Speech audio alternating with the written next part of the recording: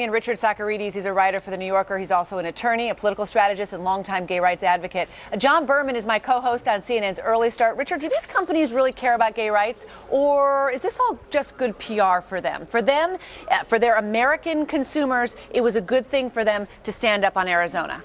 Well, I think more and more countries do really care about gay rights because they see that in order to attract the top talent, they have to support equality for everybody who works for them.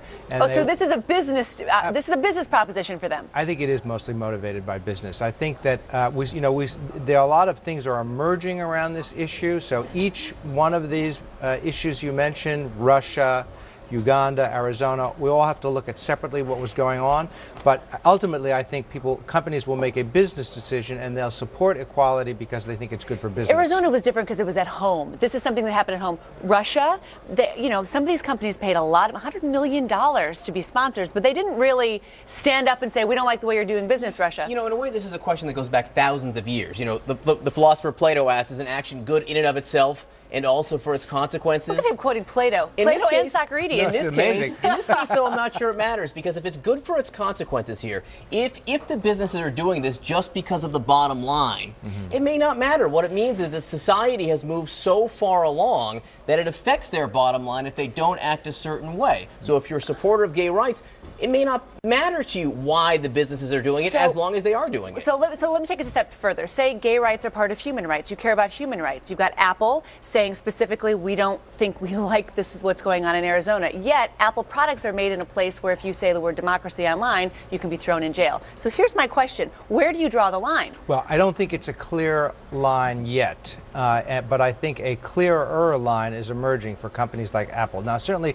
a company like Apple or the other tech companies, Google, they are considered very politically progressive, and their employees are considered progressive. Right. So a lot of the tech companies, for instance, in Washington State, when they introduced marriage equality recently, a lot of the tech companies there played a big role in helping usher that in. So if it's in your backyard and it matters to you as a company, I think companies are going to play increasingly big roles. But some of these old line conservative companies who do business globally have bigger challenges. You mentioned the Olympic sponsors, a big challenge for them. They have policies for their U.S. employees which prohibit discrimination, but they did not want to be seen as causing IOC because the IOC was their partner. Right, and they're big international, far-flung, multinational companies. John? It's one thing when it's affecting your boiler room. That's what's affecting a lot of these companies. Right. They're concerned not just about talent, the consumer, but also their own talent, people they're hiring. When it starts to impact consumer activity, when people going to the stores